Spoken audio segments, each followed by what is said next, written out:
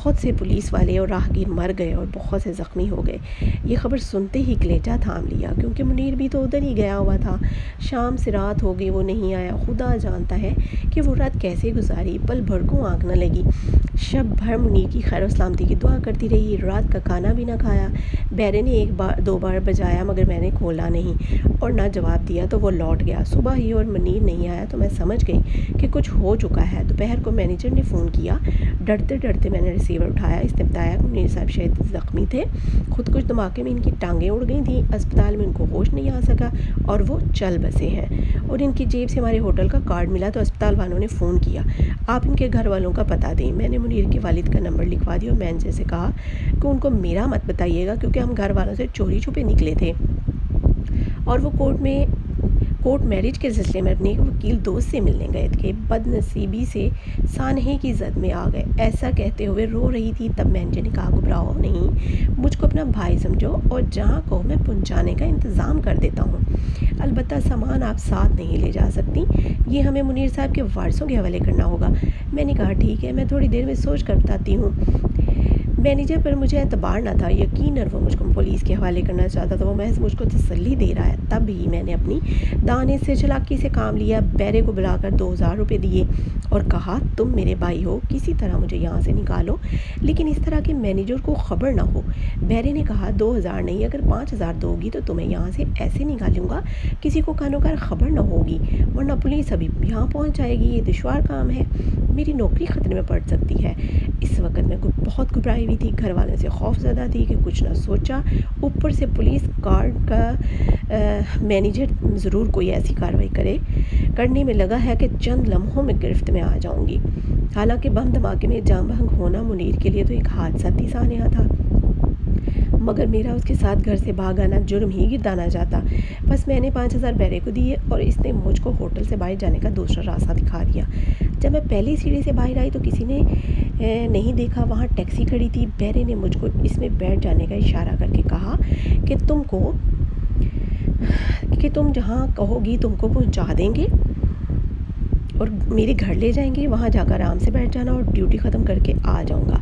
منیر کا سامان میں نے ہوٹل میں رہنے دیا، صرف اپنا بیگ جس میں میرے کپڑے اور نقدی کچھ زیورات تھے ساتھ لیا۔ ٹیکسی ڈرائیور نے مجھے بیرے کے گھر دروازے پہ اتارا اور شاید وہ اس کو جانتا تھا۔ بیرے کا نام افتخار تھا اور یہ ٹھیک آدمی نہیں تھا۔ ہوٹل میں جو مرد عیاشی کے لیے آ کر ٹھہرتے تھے، یہ ان کو غلط قسم کی تفریح مہیا کرنے کا ذریعہ تھا، لہٰذا اس کا رابطہ اس بازار سے بھی رہتا تھا۔ افتخار رات کو آ گیا، اس کے گھر میں خواتین نہیں تھی، اکیلا ہی رہتا تھا۔ آتے ہی اس نے ایک عورت کو فون کیا، تھوڑی دیر میں وہ عورت آئی، دونوں نے کچھ دیر دوسرے کمرے میں گفت و شنید کی، پھر بولا بشرا بی بی یہ میری خالہ ہیں، قریب ہی رہتی ہیں، تم ان کے گھر چلی جاؤ، کیونکہ میں یہاں اکیلا رہتا ہوں، لہٰذا تمہارا یہاں رہنا مناسب نہیں ہے، یہ تم کو کل یہاں پہنچا دیں گی، چاہو تو اپنا سامان رہنے دو یا ساتھ لے جاؤ۔ خالہ نے کہا ان کا سامان یہیں رہنے دو، کل میں منگوا لوں گی، ابھی رات ہو رہی ہے، ہم دونوں عورتیں ٹیکسی میں جائیں گی، سامان لے جانا ٹھیک نہیں ہے، ہو سکتا ہے ان بیگز میں زیور وغیرہ یا کوئی قیمتی سامان بھی ہو۔ میں منیر کی ہلاکت کے صدمے سے نیم جان تھی، اوپر سے خالہ کی ہمدردانہ باتیں، اور بار بار گلے لگا کر کہتی تھی مت رو میری بچی، رونا نہیں، مجھے ماں سمجھو، جیسا کہو گی ویسا ہی ہوگا، بھروسہ رکھو، کل تک تجھے تیرے گھر پہنچا دوں گی۔ اس شاطر عورت نے میرا سامان افتخار کے حوالے کیا اور مجھے ٹیکسی میں بٹھا کر اس جگہ لے آئی جس کو بازار حسن کہا جاتا ہے۔ میں جب یہاں آئی اور ماحول کا اندازہ ہوا تو ہکا بکا رہ گئی، منیر کے مرنے کا غم بھی بھول گئی، سامنے اپنی عزت کی موت نظر آ رہی تھی۔ اس جگہ آنے سے تو مر جانا کیا برا تھا، کاش میں منیر کے ساتھ ہی بم دھماکے میں اڑ جاتی۔ میں تھر تھر کانپ رہی تھی، ہاتھ پیر پھولے ہوئے تھے۔ عورت کے کوٹھے پر لوگ آ گئے تھے، میری آنکھیں حیرت سے پھٹنے لگیں، اور ان میں ایک پولیس افسر کے ساتھ میرا کزن منصب خان بھی تھا۔ منصب کو دیکھ کر سمجھ میں نہ آ رہا تھا کہ روؤں یا ہنسوں۔ میں ہمت کر کے پردہ ہٹا کر اس کی طرف دوڑی اور اس کے پاس جا کر رونے لگی۔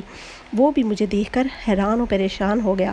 تو میں نے کہا منصب میں راستہ بھول گئی تھی اور یہ لوگ دھوکے سے یہاں لائے ہیں، خدا کے لیے مجھے یہاں سے لے چلو۔ کب لائے تھے یہ تم کو؟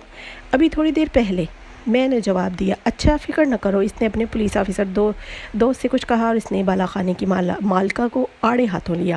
میں نے دیکھا عورت خوفزدہ ہو گئی ہے، اس نے ہاتھ باندھے اور پھر منصب سے کہا کہ بے شک اس کو لے جاؤ کیونکہ ابھی میں نے اس کے پیسے نہیں دیے۔ اصل مجرم ہوٹل کا بیرا افتخار ہے، اس کا سامان بھی اسی کے پاس ہے، وہی اسے فروخت کرنے لایا تھا۔ منصب میری سوتیلی والدہ کا بھانجا تھا،